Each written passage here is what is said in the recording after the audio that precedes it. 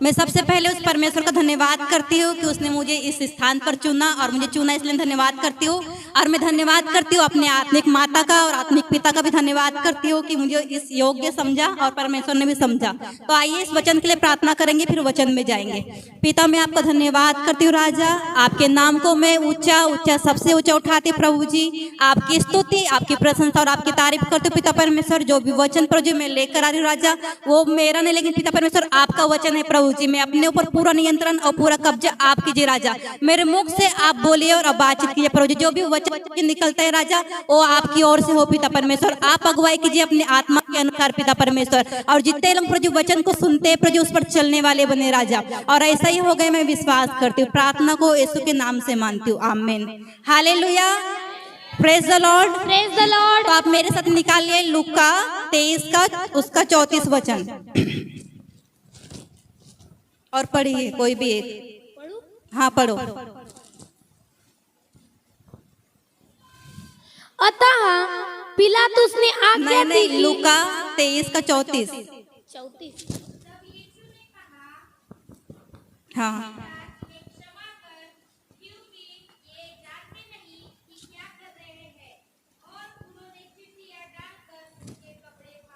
Yes, hallelujah, hallelujah. परमेश्वर ने कहा, क्या कहा? हे पिता, इन्हें क्षमा कर, क्योंकि ये नहीं जानते कि ये क्या कर रहे हैं। यीशु मसीह के साथ में जब वो क्रूस पर चढ़ाया गया तो लोगों ने उसके साथ में बहुत बुरा व्यवहार किया, तो भी परमेश्वर का हृदय कैसा था उसको क्षमा करने का।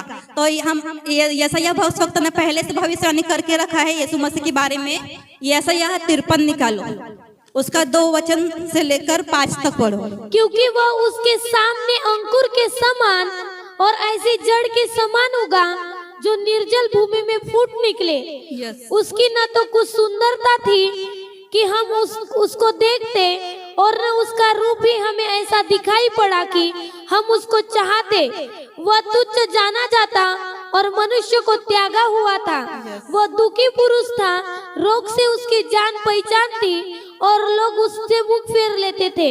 वह तुच्छ जाना गया और हमने उसका मूल्य न जाना। निश्चय हमारे रोगों को सह लिया और हमारे ही दुखों को उठा लिया, तो भी हमने उसे परमेश्वर का मारा कूटा और दुर्दशा में पड़ा हुआ समझा। परंतु वह हमारे अपराधों के कारण घायल किया गया, वह हमारे अपराधों के कारण कुचला गया। हमारी शांति के लिए उस पर ताड़ना की कि उसके कोड़े खाने से हम लोग चंगे हो जाएं। आमीन, आमीन, हालेलुया। परमेश्वर ने आपके लिए और मेरे लिए कितना दुख सहा, उसने एक भी अपने मुंह से एक भी आवाज नहीं निकाला। पर यह श्रेष्ठ गीत में लिखा है कि परमेश्वर कितना बहुत सुंदर था कि हम उसको देख भी नहीं सकते थे, इतना सुंदर था और उसकी आंखें कबूतर की समान थी। लेकिन जब उसने हमारे लिए दुख उठाया, जब उसको क्रूस पर चढ़ाया गया, उससे पहले लोगों ने उसके साथ में कितना बुरा व्यवहार किया। उसको कांटों का मुकुट उस पर चढ़ाया, पहनाया गया, उसके हाथों में खिल्ले ठोकवाए गए, उसको 39 कोड़े लगवाए गए, लेकिन परमेश्वर ने एक भी हू न छू भी नहीं किया। कितना हमारे दुखों को सहा, और यहाँ तक उसका शक्ल इतना खराब हो गया था कि हम उसको देख भी नहीं सकते थे। उसकी सुंदरता पूरी चले गई थी और परमेश्वर को तुच्छ जाना गया। वो एक क्या हमारे लिए क्या बना? दुखी पुरुष बना, और हमारे लिए उसने दुखों को सहा, हमारे लिए उसने मृत्यु को सहा, ताकि उसके कोड़े खाने से हम क्या हो जाए? चंगे हो जाए। Hallelujah, praise the Lord. क्योंकि परमेश्वर के जैसे कोई भी नम्र और दिन कोई भी नहीं है। उसने हमारे लिए कितना कुछ कहा कि हम उस परमेश्वर का कितना भी धन्यवाद करेंगे तो भी कम है। क्योंकि परमेश्वर को उन्होंने, हम पहले भेड़ों की नहीं भटके हुए थे, लेकिन परमेश्वर ने हमको अपने पास बुलाया। सब लोग कोई दूसरा धर्म ले रहे हैं, कोई दूसरा धर्म, लेकिन हम बहुत सौभाग्यशाली लोग हैं कि परमेश्वर के हम लोग परमेश्वर को जानते हैं और परमेश्वर ने हमको चुना है। इसलिए परमेश्वर का धन्यवाद करते हैं। और परमेश्वर ने हमारे लिए क्रूस पर उठाया गया। और जब साइंटिस्ट का कहना है, जब 39 कोड़े जब उसको लगाए गए थे, अगर हम आम आदमी अगर हमारे ऊपर कोड़े लगाए जाते तो हम लोग शायद 5 कोड़े में भी हमारा जान छूट जाता, लेकिन परमेश्वर ने 39 कोड़े सहाय। जब एक कोड़ा भी उसको लगता है तो उसके जो पीठ की जो मांस है वो निकल जाता था, ऐसे साइंटिस्ट का कहना है। अगर उसके जगह हम रहते, सच में हम लोग प्राण को त्याग देते और हम लोग उस सह भी नहीं सकते इतना दुख जितना परमेश्वर ने हमारे लिए सहा। और दूसरा वचन कहता है कि वह तुच्छ जाना जाता था और मनुष्य के त्यागा हुआ था और दुखी पुरुष था, रोग से उसकी जात पहचान थी। परमेश्वर की जात पहचान किसके साथ में थी? जो बीमार थे, जो कोढ़ में थे, जो दुखी थे, जिसको मनुष्य लोग तुच्छ जानते थे, लेकिन परमेश्वर ने कभी किसी को तुच्छ नहीं जाना। वो बीमारों के लिए आया, अंधों को आंखें देने के लिए आया, लंगड़ों को जिलाने के लिए आया, मुर्दों को जी उठाने के लिए आया। हालेलुया। और मेरे साथ में निकालिए मरकुस का निकालिए 11:25 का 26 और पढ़िए 11, 26, 25 और 26। और जब कभी तुम खड़े हुए प्रार्थना करते हो तो यदि तुम्हारे मन में किसी के प्रति कुछ विरोध हो तो क्षमा करो, इसलिए कि तुम्हारे स्वर्गीय पिता भी तुम्हारे अपराध क्षमा करे।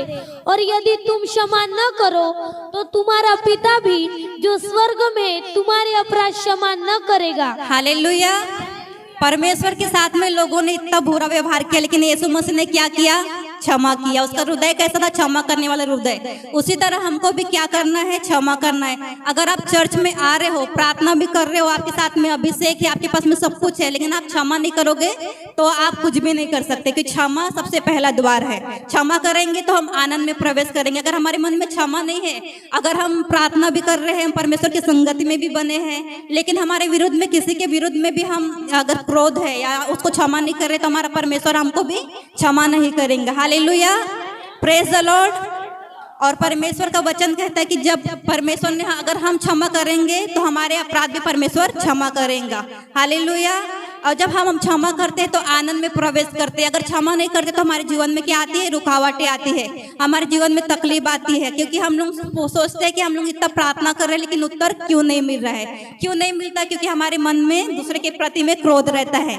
क्योंकि मेरे भी जीवन में ऐसा हो चुका है। जब अभी 40 दिन की मीटिंग थी, जो भी सेमिनार चल रहा था, पहले मैं भी, मेरे मन में मतलब कि एक व्यक्ति था जिसको मैं बहुत देखती थी तो मुझे बहुत गुस्सा आता था, और मेरे मन में उसके प्रति जब भी देखती थी गुस्सा आता था, और मैं उसको क्षमा नहीं करती थी, और एकदम मेरा मन वो मतलब कि उसके प्रति, उसको देखती उसको ऐसा लगता था कि कुछ बोलूं। लेकिन जब से मैंने 40 दिन की मीटिंग अटेंड की, जब हमारे फादर ने 40 दिन की जो सेमिनार रखी थी, उसमें मैंने सीखा प्रेम और क्षमा। अगर हम क्षमा नहीं करते, जब यीशु मसीह इतना दुख सहा, उसके ऊपर लोगों ने थूका, उसको कांटों का मुकुट पहनाया गया और 39 कोड़े भी उसको लगवाए, लेकिन तो भी परमेश्वर ने उसे क्षमा कर दिया। तो हमारा भी हृदय कैसे होना चाहिए? क्षमा करने वाला। अगर हम क्षमा नहीं करते तो हमारे अंदर जंगली जो पेड़ है क्या, वो धीरे धीरे बढ़ते जाता है। उसी कारण हमारे मन से कड़वाहट को हमें निकालना है, और हमें क्या करना है? क्षमा करना है, क्योंकि क्षमा ही पहला द्वार है। और परमेश्वर की भी पहले यही वाणी है कि हे पिता, इन्हें क्षमा कर, क्योंकि ये नहीं जानते क्या कर रहे। हालेलुया।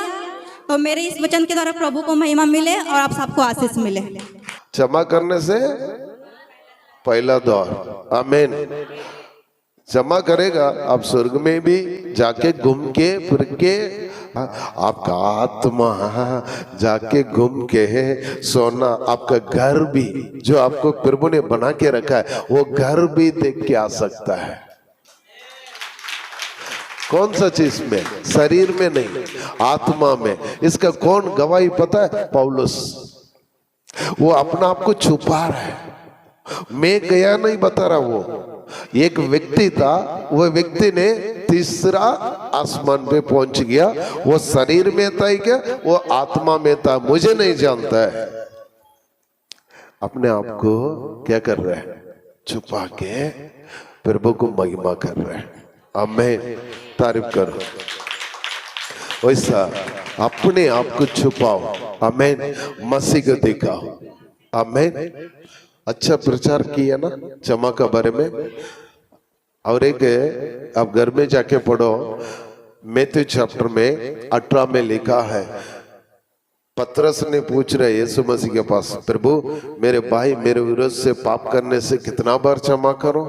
प्रभु उत्तर दे रहे, 70 बार क्षमा दे। हालेलुया। और